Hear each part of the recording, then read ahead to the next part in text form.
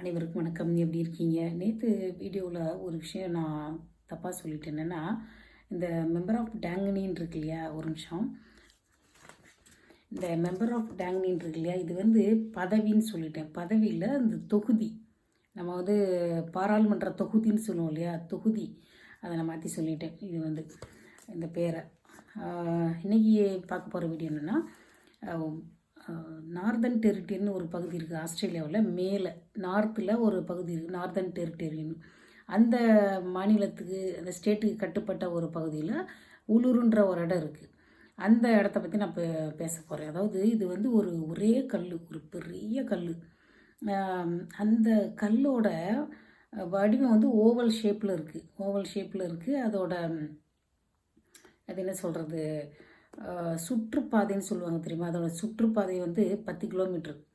அவ்வளோ பெரிய கல். அதோடைய உயரமாக இது ஒரு நிமிஷம். அதோடைய லென்த்து வந்து 4 கிலோமீட்ரு. 4 கிலோமீட்டருக்கு அந்த கல் இருக்குது. அதை நம்ம வந்து சுற்றி வரணுன்னா 10 கிலோமீட்டர் ஆகும். ஏறக்குறைய நம்ம திருவண்ணாமலை கிரிவலம் வந்து 14 கிலோமீட்ரு, இது 10 கிலோமீட்ரு. இது வந்து ஒட்டு மொத்தமாக ஒரே கல்லாக இருக்குது. அப்படியே ஒரு மாதிரி பாறையாக இருக்குது. அதில் வந்து மரங்கிற எதுவுமே கிடையாது.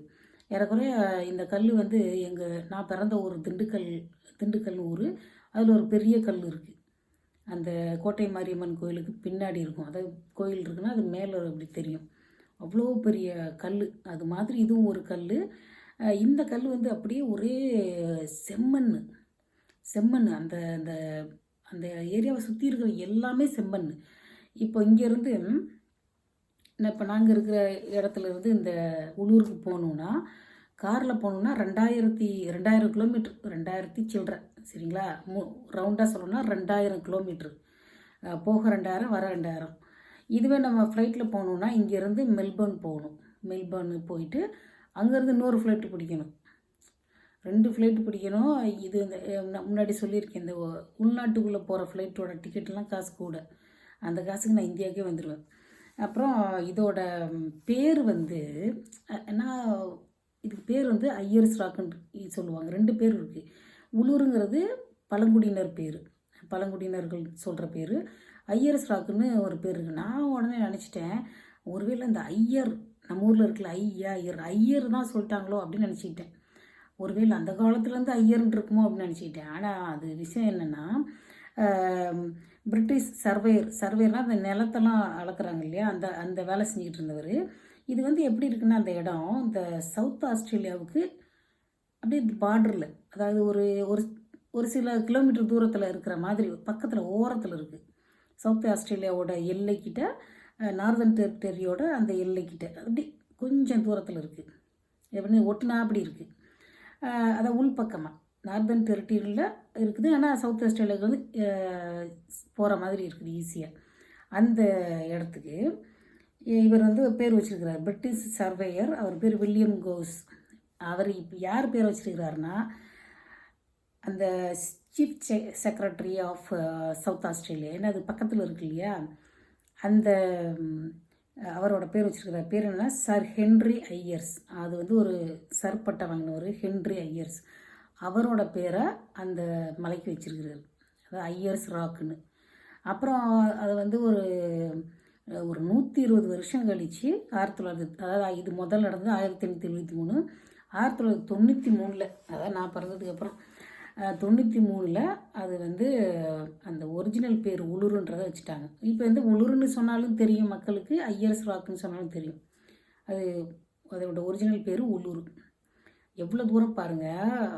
எங்கே நம்ம எப்படி சொல்கிறது, 2000 கிலோமீட்ரு. அதுவும் இதில் முக்கியமான விஷயம் என்னென்னா, இதில் வந்து ஒரு ஸ்மூத்தாக போகிற காரெல்லாம் போக முடியாது. இந்த 4 வீல் டிரைவ் இருக்குது தெரியுங்களா, கரட்டு முரடான பாதையில் போகிற கார் மட்டும்தான் போக முடியும். ஏன்னா அது வந்து அந்த பாதை அப்படி பாதி தூரம் நல்லாயிருக்கும், பாதிக்கு மேலே வந்து கரட்டு முரடாக இருக்குமா. அதாவது அன்சீல்டு ரோடு, அதாவது நம்ம கிராமத்து ரோடு மாதிரி இருக்கும். வெறுமன்னா தார் ரோடு இருக்காதுன்னு நினைக்கிறேன். அன்சீல்டு ரோடுன்னா அப்படி கொஞ்சம் சரியில்லாத ரோடுன்னு அர்த்தம். அதனால் அந்த இடத்துக்கு போகிறதெல்லாம் ரொம்ப கஷ்டம். 2000 கிலோமீட்ரு, அதாவது ஒரு நாள் போகணும். ஒரு நாள் போனால் 2 பேர் 12 மணி நேரம் வண்டி ஓட்டணும். 12 மணி நேரம் யாரால் வண்டி ஓட்ட முடியும்? இடையில எங்கேயாவது தங்குறதுக்கு இடம் இருக்குதான்னு பார்த்தா அதுவும் தெரில. இடையில ஏதாவது ஹோட்டல் இருக்குமா? அதுவும் தெரில. ஆனால் அந்த ஐயர்ஸ் ராக் இருக்கு இல்லையா, அந்த உள்ளூர், அது பக்கத்தில் ஹோட்டல் கட்டி வச்சுருக்காங்க. நம்ம இங்கேருந்து போயிட்டு ஒரு நாளாவது தங்கினாதான், 2 நாள் 1 நாள் தங்கினாதான் அங்கேருந்து திருப்பி வண்டியை எடுத்துக்கிட்டு ஓட்டிகிட்டு வர முடியும். அந்தளவுக்கு டயர்டாயிடுவோம் நம்ம. கால் வலி பின்னிருன்னு வச்சுக்கோங்க. 2000 கிலோமீட்டர்னால் மத்திய பிரதேஷ், நம்ம தமிழ்நாட்டிலேருந்து மத்திய பிரதேஷ் வரைக்கும் இருக்கும் அந்த தூரம். சரிங்களா? அந்தளவுக்கு தூரத்துக்கு நம்ம கார் ஓட்ட முடியுமா சொல்லுங்கள்? அதாவது இது வந்து மக்கள் நடமாடுற பகுதியாக இருந்தால் கூட பரவாயில்ல. இது வந்து அப்படியே வனாந்திர காடுன்னு சொல்லுவாங்க தெரியுமா? ஆள் நடமாட்டமே இல்லாத மாதிரி இருக்கும். அது ஒரு குறிப்பிட்ட தூரத்துக்கு மேலே போனீங்கன்னு வச்சுக்கோங்க, ஒரே செங்காடு, செம்மண், ஒரே புழுதியாக கிடக்கும். அது வந்து அந்த அந்த சென்ட்ரு ஏரியா இருக்கு இல்லையா, அது வந்து இந்த நீங்கள் கோடை காலத்தில் சம்மரில் போனோம்னு வச்சுக்கோங்க, அவ்வளோதான். தண்ணியெல்லாம் எடுத்துகிட்டு போகணும், இல்லைன்னு வச்சுக்கோங்க வெந்துருவோம். அவ்வளோ சூடாக இருக்கும். இப்போ இந்த டைமில் போனால் வச்சுக்கோங்க குளிரும். எப்படினாலும் சரி, அதாவது இப்போ நம்ம இங்கேருந்து திண்டுக்கல்லேருந்து பழனிக்கு போகிறோன்னு வச்சுக்கோங்க, அதில் ஏகப்பட்ட 100 ஊர் கூட இருக்கும். அது மாதிரி இது கிடையாது. இங்கேருந்து அப்படியே போனோன்னா, அதாவது ஒரு ஒரு ஒரு பயம் இருக்கும் நம்மளுக்கு. ஒரு ஒரு காரில் சக்கரம் பிரச்சனை ஆகிடுச்சுன்னா அதை மாற்றணும், இல்லை பெட்ரோல் இது நிறைய இருக்கிறனால இது வந்து ஒரு நமக்கு வந்து காசுக்கு போகிற பயணம் மாதிரின்னு வச்சுக்கோங்க. ரொம்ப கஷ்டம், ரொம்ப தூரம். சிலர் போவாங்க, எனக்கு இன்ட்ரெஸ்ட் கிடையாது. அதுவும் இன்னும் சொல்லப்போனால் நான் சொன்னால் வைக்க கேடு. நான் திண்டுக்கல்லில் பிறந்திருந்தாலும் திண்டுக்கல் அந்த மலைக்கோட்டையை பார்த்ததே கிடையாது. அது ஏன் பார்த்ததில்லைன்னா, எப்படி சொல்கிறது, அதாவது நானே சொல்லுவேன் அப்படி இருக்குமாம் அப்படின்னு யாரோ ஒருத்தர் மாதிரி சொல்லுவேன். நான் பார்த்ததே கிடையாது. ஏன்னா சில ஆண்கள் வந்து மலைக்கோட்டை மேலே ஏறி அந்த இது இருக்கு இல்லையா, உச்சியிலேருந்து குதித்து பரலோகத்துக்கு போகிறது. அப்படியாவது போனவங்க வந்து எனக்கு வந்து கொஞ்சம் லைட்டாக பேய் பிடிக்கிற பழக்கம் இருக்குது. பேய் பயமுறுத்துச்சுன்னு வச்சுக்கோங்க, அப்படியே ஒரு வாரத்துக்காவது காய்ச்சல் வந்து அப்படியே கிடப்பேன். அதனால் எங்கள் வீட்டாளுங்க, உனக்கு மந்திரிக்க முடியாது, எங்களால் உனக்கு வந்து மந்திரிக்க முடியாது, அதனால இந்த பிரச்சனையே வேணான்னு அந்த மலைக்கோட்டை கூட்டிகிட்டே போகல. நான் திருச்சி மலைக்கோட்டைக்கெலாம் போயிருக்கேன். ஐயோ, படிக்கட்டு எப்படி இருக்குன்னு தெரியுமா? அவ்வளோ இப்படி நட்டமாக போகிற மாதிரி இருக்கும். ஒரு இடத்துல இடையில ஒரு இடத்துல தாய்மானவர் சன்னதிக்கு பக்கத்துலலாம் ஏறதே கஷ்டமாக இருக்கும். அங்கே தாய்மானவர் சன்னதின்னு ஒரு கோயில் இருக்குது. அந்த மாதிரி அதுபோல் இது கிடையாது. இது வந்து திறந்த வழியாக இருக்குது. இந்த படிக்கட்டுலாம் இங்கேருந்து பார்த்தாலே ரொம்ப இதுவாக இருக்கும், ஃப்ளாட்டாக இருக்கும். இப்படி படிக்கட்டு வெட்டுன மாதிரி இருக்காது. கொஞ்சம் இங்கேருந்து பார்த்தாலே பயமாக இருக்குது. ரெண்டாவது வந்து எனக்கு உயரம்னா பயம். அந்த உயரத்துலேருந்து நான் பார்த்தேன்னு வச்சுக்கோங்க, இப்படி பார்க்குவோம்ல சில சினிமாவில், இப்படி பார்ப்போம் தெரியுமா, கட்டடம் வந்து 100 அடுக்கு மாடி கட்டடத்தை மேலேருந்து கீழே பார்த்தோன்னு வச்சுக்கோங்க, பரலவுத்து போக வாய்ப்பு இருக்குது. அதனால் உயரத்துலேருந்து எனக்கு கீழே இருக்கிற விஷயங்களை பார்க்க பயம். அதனால் என்னை கூட்டிகிட்டு போக மாட்டாங்க. திருச்சி அப்படி கிடையாது. திருச்சி வந்து ரொம்ப நல்லாயிருக்கும். இது பார்த்திங்கன்னா ஒரே முழுக்கட்டின்னு இப்படி இருக்குது, பால் மாதிரி இருக்குது திண்டுக்கல் மலை. திருச்சி மலைக்கோட்டை அப்படி கிடையாது. அது அப்படியே ஏணி மாதிரி போயிட்டு அப்படியே ஏணி மாதிரி இறங்கிடும். ஸோ இது வந்து என்ன சொல்லணும்னு நினச்சேன், இது வந்து இது பழமையானது. இது முக்கியமான விஷயம் சொல்ல மறந்துட்டேன் பாருங்கள். இது ரொம்ப பழமையானது. இது வந்து ஒரு 3000 வருஷம் பழமையானது. இது பை ஹிஸ்ட்ரி. சரிங்களா? இந்த ஏரியாவில் இருக்கிற அந்த மக்களுக்கு பேர் அணங்கு மக்கள், அணங்கு பீப்புள். நான் வந்து ஏதாவது இந்த ஸ்பெல்லிங்கே நான் வாசிக்கிறேன் பாருங்கள், அணங்கு பீப்புள். அணங்கு நான் வைக்கிறேன், ஏஎன் அணங்கு ஜியு, அது அப்படியே கரெக்டாக அணங்கு பீப்புள்னே வருது. அணங்குங்கிறது வந்து நம்ம திருக்குறளில் இருக்குது. அப்புறம் வந்து சிலப்பதிகாரத்துலலாம் இருக்குது. அணங்குனா பயமுறுத்தக்கூடிய ஒரு தெய்வம். இது வந்து இந்த காளி கொற்றவை மாதிரி அது ஒரு தெய்வம். இப்போ எப்படி சொல்கிறது, இப்போ சாதாரணமாக நம்ம கும்பிடுற சாமியே திடீர்னு நம்ம நேரில் வந்துச்சுன்னா நம்ம பயந்துருவோம். இது வந்து பயமுறுத்தும் தெய்வம் அப்படின்னு சொல்கிறாங்கன்னா இது அப்புறம் வந்து இந்த தெய்வம் வந்து ஒரு விதமான மயக்க நிலையை ஏற்படுத்தும், ஒரு விதமான பேய் மாதிரி. ஆனால் வந்து இது வழிபடக்கூடிய ஒரு தெய்வம்னு சொல்கிறாங்க. சரிங்களா? அணங்கு அப்படின்னா அணங்குனா தெய்வம்தான், ஒரு பெண் தெய்வம். சரிங்களா? பெண் தெய்வம். இதை வந்து அணங்கு பீப்புள்னே அந்த பகுதி மக்களை சொல்கிறாங்க. இதில் வந்து ஆஸ்திரேலியாவில் நிறைய பழங்குடியினருடைய குரூப் இருக்குது, நிறைய குரூப் இருக்குது. இப்போ இப்போ நாங்கள் இருக்கிற அந்த வெஸ்டர்ன் ஆஸ்திரேலியாவில் இருக்கிற மக்கள் பேர் வந்து நூங்கா பீப்புள். நூங்கா. இப்போ நொங்குன்னு சொல்கிறோம்ல, அது போல் நூங்கார் அப்படின்னு ஒரு மக்கள். ஒவ்வொருத்த குரூப்புக்கும் ஒரு லாங்குவேஜ் இருக்குது. It's similar to India. அதாவது ஒவ்வொரு குட்டி குட்டி குட்டி ஏரியாவுக்கும் ஒரு லாங்குவேஜ் இருக்கிற மாதிரி இந்த குட்டி குட்டி ஏரியா எல்லாத்துக்கும் நிறைய லாங்குவேஜ் இருக்குது. சரியா? இப்போ இந்த உளுரு பற்றி மட்டும் பார்ப்போம், வேற ஏதாவது விடுபட்டுருச்சான்னு பார்க்குறேன். ரைட். இது வந்து ஒரே ஒரு கல், மொத்தத்துக்கே ஒரு கல். எப்படி ஒரு கல் இவ்வளோ பெருசாக இருக்குதுன்னு தெரியல. ஆமாம், திண்டுக்கல் எப்படி இருக்குன்னு கேட்டால் என்ன சொல்கிறது? இதுக்கு பேர் உளுரு. ஏதோ ஒரு பாயிண்ட்டை நான் மறந்துட்டேன். ஆனால் அந்த ஆஸ்திரேலியாவோட நடுவு பகுதியே ஒரு டெசர்ட் மாதிரி தான் இருக்கும், பாலைவனம். அப்படியே செங்கமங்கலாக கிடக்கும் மண். அதுலலாம் வந்து விவசாயம் பண்ணுறது கிடையாது.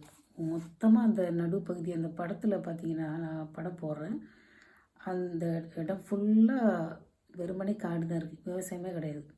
இப்போ நம்ம நாட்டிலலாம் பெரும்பாலான பகுதியில் நம்ம விவசாயம் பண்ணுறோம்ல, ஆனால் ஆஸ்திரேலியாவோட மையப்பகுதி பாலைவனம். அதாவது ராஜஸ்தான் பாலைவனம் மாதிரி கிடையாது. இது வந்து ஒரு பாலை நிலம், நம்ம இதில் சொல்லுவாங்கல்ல, மணல் மாதிரி இல்லை, மண் இருக்குது ஆனால் விவசாயம் பண்ண முடியாது. அந்த மாதிரி ஒரு ஏரியா தான் இந்த நார்தன் டெரிட்டரி. இந்த சென்ட்ரு, ஆஸ்திரேலியாவோட சென்ட்ரு வந்து பாலைவனம். அப்புறம் உளுரு ஒரு சீசனில் அதோட கலர்லாம் மாறுற மாதிரி சொல்லுவாங்க. அது எனக்கு சரியாக இப்போ ஞாபகத்துக்கு வரல. போகலாம், இது போகலான்னா வேறு ஸ்டேட்டுக்கு ஃப்ளைட்டில் போனாலும் இங்கே ஃப்ளைட் டிக்கெட் ரொம்ப காஸ்ட்லியாக இருக்குது. காரில் போகணுன்னு வச்சுக்கோங்க, எல்லோரும் வந்து ரொம்ப வண்டி ஓட்டுறவங்க கூட போகிறவங்க எல்லாருமே வந்து ஹெல்த்தியாக இருக்கணும். ஆனால் ஒரே ஒருத்தர் மட்டும், அதாவது ஒரே ஒரு காரில் ஒரு குடும்பம் மட்டும் போகிறது என்னை பொறுத்தவரை ஒரு பாதுகாப்பான விஷயம் கிடையாது. ஒரு அவசரத்துக்கு உதவிக்கு யாரும் இல்லைன்னா நல்லா இருக்காது. ஏன்னா அது அந்த இடத்துல போய்கிட்டு இருக்கப்போ நமக்கு இன்டர்நெட் கிடைக்குமா, ஃபோனு அதெல்லாம் இருக்குமான்னு தெரியாது. நம்ம எல்லாத்துக்கும் வந்து நல்லா யோசித்து தான் பண்ணணும். அந்த மாதிரி ஈஸியாலாம் போயிட முடியாது.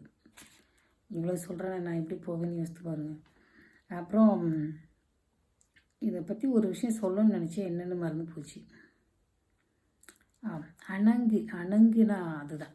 அதாவது ஒரு திருக்குறளில் ஒரு பாட்டு இருக்குது, இந்த அணங்கோ ஆய்கொல்லோ, அதாவது பெண்ணோ தெய்வமோ அல்லது மனித பெண்ணோ அப்படின்னு ஒரு திருக்குறள் இருக்குது. அப்படி அந்த பெண்ணை பார்க்குறப்போ மயக்கம் வருது. ஒரு அதிசயமாக பார்ப்போம்ல, ஒரு சாதாரண மனுஷனுக்கும் ரொம்ப ரொம்ப அழகாக இருக்கிற பொண்ணை பார்க்குறப்ப நம்ம மறுமை ஸ்டோன் பயப்படுவோம்ல, அதிர்ச்சியாக இருக்கும், ஒரு இன்ப அதிர்ச்சி மாதிரி இருக்கும்ல. அந்த மாதிரியெல்லாம் திருக்குறளில் இந்த அணங்குன்ற பேர் இருக்குது. எப்படி இந்த பேர் அதே அர்த்தம், கொஞ்சம் கூட நான் வந்து இந்த இட்டுக்கட்டி அதோட சவுண்டு அது போல் இருக்குது அப்படிலாம் நான் சொல்லலை. அந்த வார்த்தை அப்படியே அணங்குன்னு இருக்குது. இந்த அணங்கு பீப்புள் ஏரியா, அந்த மக்களுடைய பேர் அணங்கு பீப்புள். இன்றைக்கி 1 மணிக்கு பேசுகிறதுனால கான்சன்ட்ரேஷன் குறையுது. சரி, இதை பற்றி நீங்கள் தெரிஞ்சுக்கிட்டீங்க. உங்களுக்கு எதாவது கருத்து இருந்துச்சுன்னா கமெண்ட்டில் எழுதுங்க.